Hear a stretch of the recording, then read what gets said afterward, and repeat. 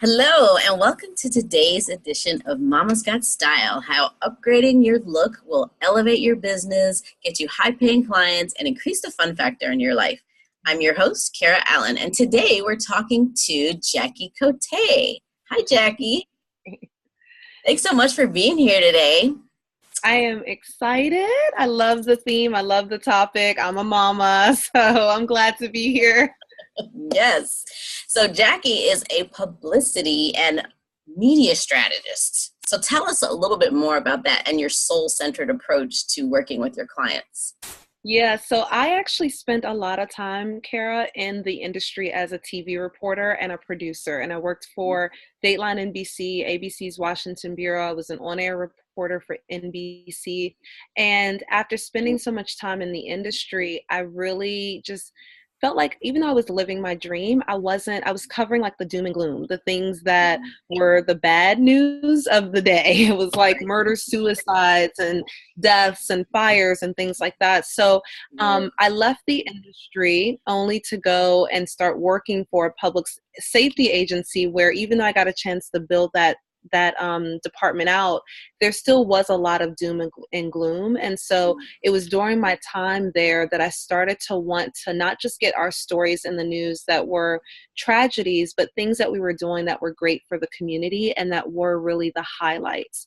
And so through that work, I really, when I gave birth to my firstborn 3.5 years ago now, I wanted more flexibility. And so I started working with entrepreneurs just on my free time, and really helping replicate what I did for that agency for them, getting them featured in the media, helping them with their messaging, really helping them with how to use publicity to grow their business. And so that's what I do. That's what I'm known for.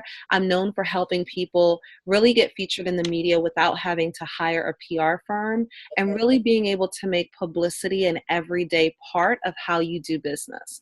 And so I love what I'm up to. I love being a beacon of light in the media industry and really changing the news for good, like getting more positive stories featured for good. And so that's what I'm up to. That's what I do. And I'm excited to be on this series.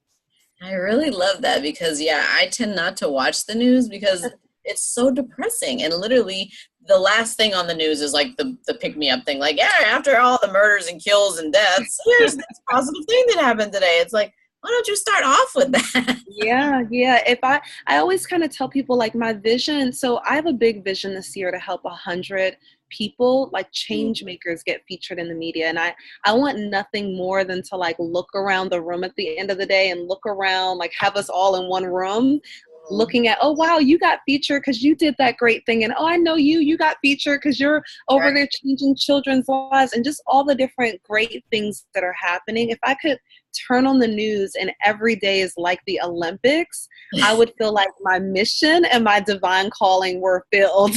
So, you know how like we all rush and watch the Olympics. We're like, oh, the Olympics is going to be on. You're like watching the opening show. You're watching people compete against adversity to take home the gold. It's like, I want to see that. Like, I want to see the best of humanity on display when I turn on the news.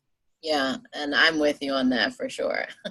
So what was the most exciting thing that happened to you while you were working in TV land? Yeah, so I have a lot of exciting moments. I mean, from the time that I passed Obama once and when he was still a senator, and I'm like, man, I should have introduced myself. He was like on the phone, and I was like thinking, oh, well, I work here all the time. I'll see him again. So passing him once, I got a chance to cover the aftermath of the Haiti earthquake a few years ago, and I covered the story of this little girl who was being adopted by a local family. And that was really touching to me because we were watching so much devastation play out in that country, and yet there was a local couple who opened their home to her, and that was a time when they were bringing a lot of orphans from Haiti to here, and it was cool for me to be able to cover that story. And then they actually like invited me back to like do her hair because her hair was natural and my hair was natural, and so it was like my little like like a niece or cousin. Yeah, like it just was a great way that what was playing out in the media nationally and internationally, Mhm. really that I was able to really help impact on a very local level. So that was really my favorite thing about doing media. I remember there was a street named here after, I live in Frederick, Maryland. And so it's not far from DC. And I remember covering the story of a man that was maybe in his 80s or 90s at the time. And he was getting a street named after him. He was an African American civil rights person. And that was an honor for me to be there and to cover that. So there's a lot of little moments like that that just really bring me joy. And then since working with entrepreneurs, really helping, I have a client, a couple that they help people tell their most authentic story and getting them featured on CBS and just other great like features that have come from my clients. That really is the highlight of my day.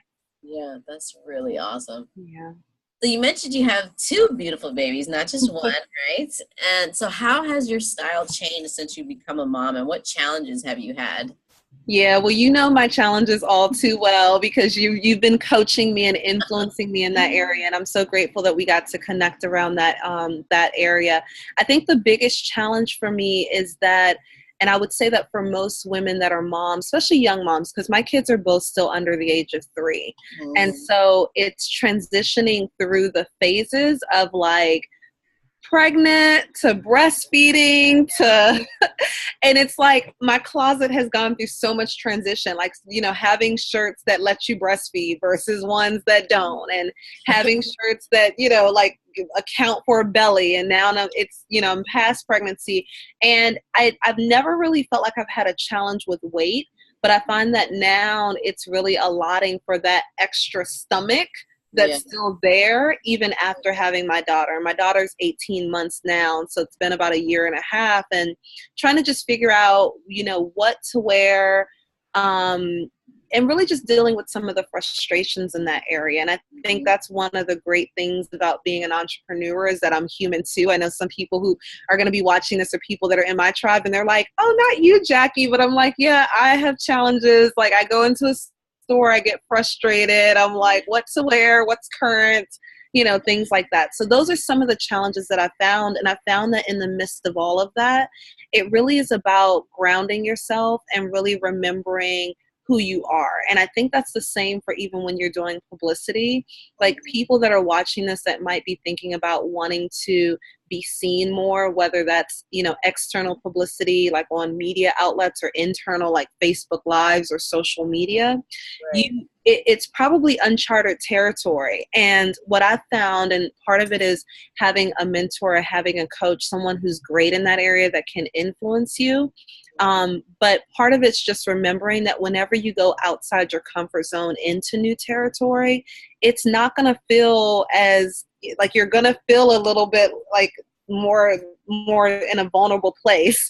Right. And that's a good time for you to really anchor and ground around what you've done before that you've been successful with. And I mean, you might laugh because you were like helping me just yesterday, but you know, I was in Rent the Runway yesterday, like in the fitting room, like saying my affirmations. I was like, I am a loving, powerful, you know, passionate, victorious woman while I'm trying on this outfit that I'm like, Yeah. it's not, you know. And so I think as you do new things, as you're being seen, just know that you don't have to be perfect and know that it is a growing phase to it. And if you can just root that unfamiliar territory in your past successes or in things that help you be grounded, you'll be a lot more successful as you venture out in your style and even in your publicity efforts. Right. And even just remembering that as a woman, I mean, our bodies go through such crazy changes. I mean, from the time that we are teenagers and we start going through puberty, and then when we start we become moms, and then if we have any weight challenges or health challenges, and then later in life going through menopause, like all these things, we go, like your body goes through so many changes. So it's like, just, you know, be gentle with yourself and not try to hold yourself to these standards of whatever society's beauty Yeah. standards are, because that's where we start feeling depressed. Is like we're like, I'm not looking like Christy Teigen when she bounced back, or whoever the latest celebrity is that just had a baby, and we're like criticizing ourselves because we're not falling under that standard of, oh, she just bounced right back. Like, what, what's wrong with me? Nothing's wrong with you. Like, your body has to go through its changes just like, the next person's. And maybe yours is a little faster than somebody, and maybe it's a little slower than somebody else. And just keep that in mind and like love yourself, like give yourself plenty of self-love, like your affirmations. I wouldn't laugh at that. I think that's actually really good and a good way of kind of really dealing with it, like you said, grounding yourself, because otherwise you're just looking at the mirror like, and Yeah. what I mean? And I think the temptation is, and I know that this is, it took me like even this week, and just to share with your audience, like I'm going through a new photo shoot and a website renovation. For many years, my company was operating under my name, International, and now we're really stepping into what I believe we stand for, which is Media Awakenings. And so, even in that, being willing to get support and get help with it, and like with what it is. What I mean by that is that, like, I'm fortunate enough to have worked with you, and you're like holding that space for me of holding me accountable, because left to my own devices, I'd be like, you know what, forget it. And then even now, like, I think sometimes, especially when it comes to style, and even I find this in publicity, like when you're doing media, not everything is going to happen perfectly. Like in a perfect world, yes, I would have liked to have had my photo shoot stuff picked out, like months ago or weeks ago, and I had the perfect this and the perfect that. Same with publicity. Yes, sometimes you're going to wish that you got on set and that the reporter's just waiting for you, and that you're in the green room and you got the makeup artist. And sometimes it's not going to happen like that. They're going to call you last minute and they're going to say, hey, we have somebody, we need to fill a spot. Are you available? And at that time, you really have to ask, like, given the set of circumstances that I'm at right now, how can I step into possibility and make the best out of this? And really, move from that place. Yeah. I definitely agree with that. So Mm-hmm. speaking of all, repping yourself for your business, or even when you're in still working as an employee, why do you think that style and presentation matters so much when you're? Yeah. So we could get together for like happy hour drinks and talk about this all afternoon. I am a big believer that aside from the messaging that's coming out of your mouth, how you present yourself and what you wear even speaks louder or speaks louder. Yeah. And so a lot of times when it comes to doing TV interviews, and I tend to work more in the realm of TV. So this photo shoot is outside my comfort zone, like that's like, I can't hide from the waist up as much on a photo shoot. But I know in TV that, you also always want to be cognizant of your colors. You want to be cognizant that the jewelry and stuff that you wear really isn't distracting from your message. And I really believe that people look at you and they either are more attracted to you or less attracted to you. And so if you're a woman, or even just a change maker, it doesn't even have to just be a woman, but if you really have a big mission in the world that you want to accomplish, or even if you're in a position in a 9 to 5 and you want to be able to like rise through the ranks and so forth, you want to make sure that people look at you and that what you wear is consistent with what your vision is. Right. And when you've outgrown that, like I feel like I've never really felt like I dress bad, but I feel like I've outgrown my current competency level as far as the vision that I have and where I want to go.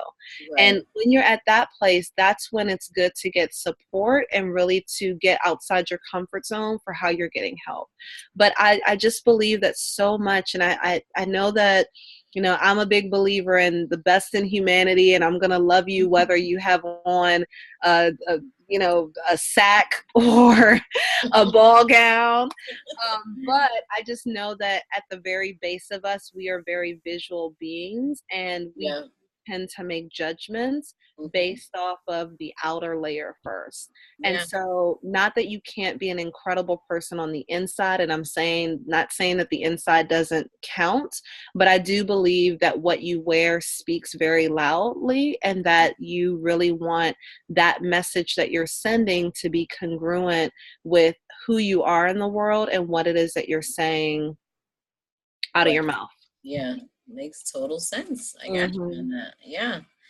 So, speaking of style, so what are your 5 things that you won't leave the house without?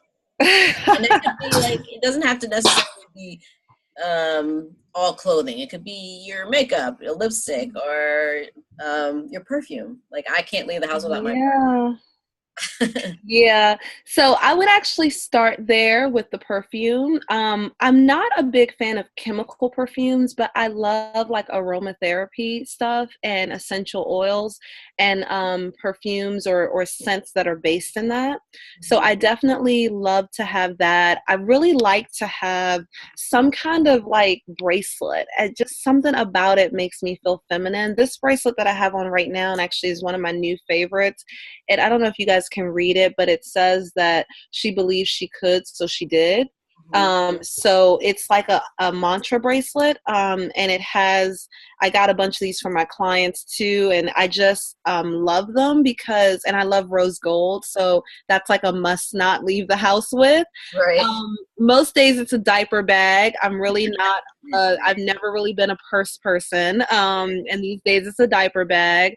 I would say my cell phone and cell phone holder is probably, I'm a very practical, like I got you. cell phone and cell phone holder. And most times now, I try to at least have something on my lips. Mhm. Um, I don't tend to do a lot of makeup on a day-to-day basis, partly because I spent a lot of time in the media. And I kind of, when I got out of the media, I was like, yes, I don't have to get all made up, like made up every day.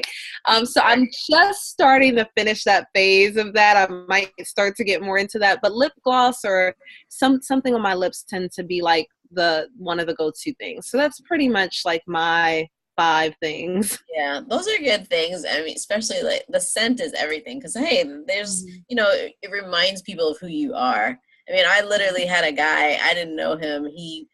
I wear Chanel Chance Autange. And Mhm. so it was so funny. He was like, oh my God, what are you wearing? Oh, it just reminds me of my friend. And like, he just went on this whole tangent or whatever. And it was just like so funny how scent can evoke, Yeah, memories or a thought of someone like that. So yeah. And now that's whenever awesome. they know when I'm here because they can smell my perfume wafting by because they're so used to it being associated with me. So yeah. Yeah, and I found it to be a good conversation starter. I was at a spa just last week. I went to a spa on New Year's Eve and I was getting dressed next to the woman, and I one of my favorite new scents is Joe Malone stuff. And Mhm. so I was putting on like the bath oil on my skin, and she was like, "Oh my goodness, you smell so good. Like that smells so good." And we just started talking, as a result of that. So you're right. Like it really can be a connection point, Mhm. and it's a great place to really be in tune with who it is that you are in the world. Yeah, have a signature scent, then people always know when you're around. Yes. You're gone too. Like you leave your scent in, I don't know, scarves and clothes and everything else. Yes. Yes. So if you could wave a magic wand, what would you change about your wardrobe? Like if you could just go, Kara, fix it. Boom. Yeah, yeah. So I really don't want to have to think about what I'm wearing, but I want what I'm wearing to be great and to be exceptional. Mhm. And so I find just really wanting to be able to walk into my closet and have great options Mhm. that got there because I didn't really have to spend a lot of time. I found that to be a renewed desire of mine, even in going into the Macy's yesterday. I Mhm. was like, I just really don't even have a lot of joy in walking around and shopping. Like I Mhm. do have joy though in dressing nicely. Like Mhm. whenever I'm going to a mastermind or I'm going to an event where I know I'm going to be on stage, I take tremendous pride in making sure that I'm dressed in a way that I feel like really reflects my brand. Yeah. And I think the great thing about that is that I don't do it on a big budget. Like, I know people might say, oh, well, you probably spend, I don't really spend a lot of money on clothes, but what I do have is vibrant. I tend to be very I'm not fearful of wearing colors. I think that came from my time in the industry. When I was on TV, it's like we actually had a whole class on colors. I mean, this is a color that looks good with my skin. Right. So most times when I do interviews and things like this, I know what to wear that's like color. Like, I'm not a black and white kind of person. And yet, you know, I find that, again, it's not enough for me just to look good now from the top up. Like, there's accessories and shoes and like all kinds of other dimensions of things that I rarely think about that need to go together, and it needs to fit well with my body type. And so I find that there's so many nuances to that I'd love to be able to just say, hey, I need an outfit. I'm going to a mastermind at the end of January. I've worn everything I've worn once. It's all been photographed and us at lunch together or us, you know, here together. So I can't keep wearing the same. I mean, you can only wear the same stuff for 2 or 3 rounds of a picture. And so, so if I could have some, I think that's one of the things. And I think for moms that are watching, that's also an area that's important, because I get not just myself dressed, but I get my children dressed. Yeah. And I love being able to, I love it when I take my daughter to school and her teachers, and she's in like Montessori. So when I say school, she's not in like first grade, she's in like daycare, you know? And so when I take her and they're like, oh, she's so cute, you know? And I'm like, oh, it just gives me such pride and joy, because I'm like, you know, like I want her to be favored. And, and so, and I like seeing her look great. I like looking at her and tucking in her shirt and making sure that my kids, I feel like that gives them a level of success in the world. Like, no one wants to be around someone who's messy or that's frumpy. And I feel like I spent a lot of time in my life, you know, through those college years. I mean, I'm a Goodwill, yard sale, like pro, like I have my advanced degree, but I spent a lot of years like frumpy. Like, most of my clothes, 2 years ago, most of my clothes in my closets were Goodwill or hand-me-downs, like things that my girlfriends who dress better than me or like, oh, Jackie probably would want these. And so I'm like, yeah, I do. I mean, I love a good deal. So I say all that to say, I forgot what the main question was, but that would be something that I could change, is like really being able to like wear things that adequately reflect my vision and reflect my brand without me having to stress and be anxious over it and have so much angst. Yeah. I mean, and that's the whole thing about what I love working with people about is teaching you how to dress for your particular body type. Because, you know, what I find 90% of my clients, and the ones that are women, usually men don't usually have the issue, but women, especially women that have had babies, like, look at a magazine, or we see, you know, something on a model, and we're like, oh, that looks great. Let me, you know, go try that. And then we put it on. It doesn't fit. We don't understand why. We get frustrated. And then we'll snatch something off the sale rack on the way out just to justify all the time we spent messing around in there and didn't find anything. And then you have this whole thing about shopping. You don't ever want to go because you have that feeling of just like, you know, and the dressing rooms don't help either, because they're just like a glorified hospital room. You know, it's all weird lighting and you look like you're in a fun mirror or something stupid at a carnival. So it just doesn't lend itself to feeling a good feeling. And it should be a great thing. It should be like like a treasure hunt. You're always going to find something cool, but it's once you understand how to fit your particular body type, then you're like, oh, I get it. Now I know why this doesn't fit, or this particular cut or fabric doesn't lend itself to my particular shape. So then once you get those, you know, those particulars for you, then it's like, oh, then I get it, and it's cool, and then it makes it easier for you. Because my thought is, I always want people to be able to put on their clothes and forget about them because they know that they look awesome in it. They feel wonderful. They know that it looks good on them, and then they can go on being powerful in their day of whatever they're doing. So, yeah. Absolutely. Okay, so any advice to ladies out there that are building a business and raising babies and how to create their, you're all about branding for PR and things like that. So any advice about that? Yeah, I mean, I think the biggest things for like the mamas who are watching is really creating support and systems in your business. Mm-hmm. So I was just talking with the woman who's redesigning my website, and she's a new mom. She has a 7-month-old, and I have clients too that are moms. And one of the things that I always share is you may not be able to afford a nanny or afford to put them in a private daycare or whatever it may be, but really just make a list of what kind of support you do have. Maybe it's that their grandmother will come over on Saturdays and watch them. Maybe Right. you need to have a conversation with your other half if you're not a single mom and say, hey, I need 2 hours a day to be able to do things, for my business, but really just assess what support you do have. And then based on that support, create your goals around that. So you may not be, I remember when I first started getting coaching 3.5 years, I was in a mastermind with about 100 other people. And I was one of very few women that had a small child.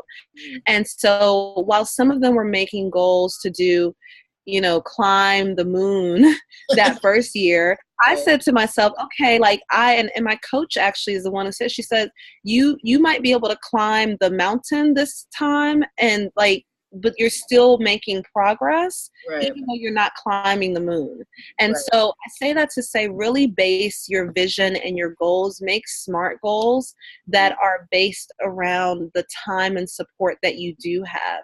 And really be proud of yourself for what you can accomplish. Mm-hmm. So don't compare to, again, the woman who's single that is globetrotting around the world when you can't do that. Same with those who are still working. I built my business not just with a young child, but also working a full-time job. And I was working in public safety, which means that it was a 24/7 operation. I would get calls in the middle of the night to go to, media scenes and things like that. So I say that saying that relying on your support and really creating like a system around that support. So having a time when you specifically do whatever priority number one is for you, having a time where you might go in and this is my hour that I'm writing my emails for my email list, or that I'm posting on social media, or that I'm going to do a media interview. I have an hour on my calendar right now that is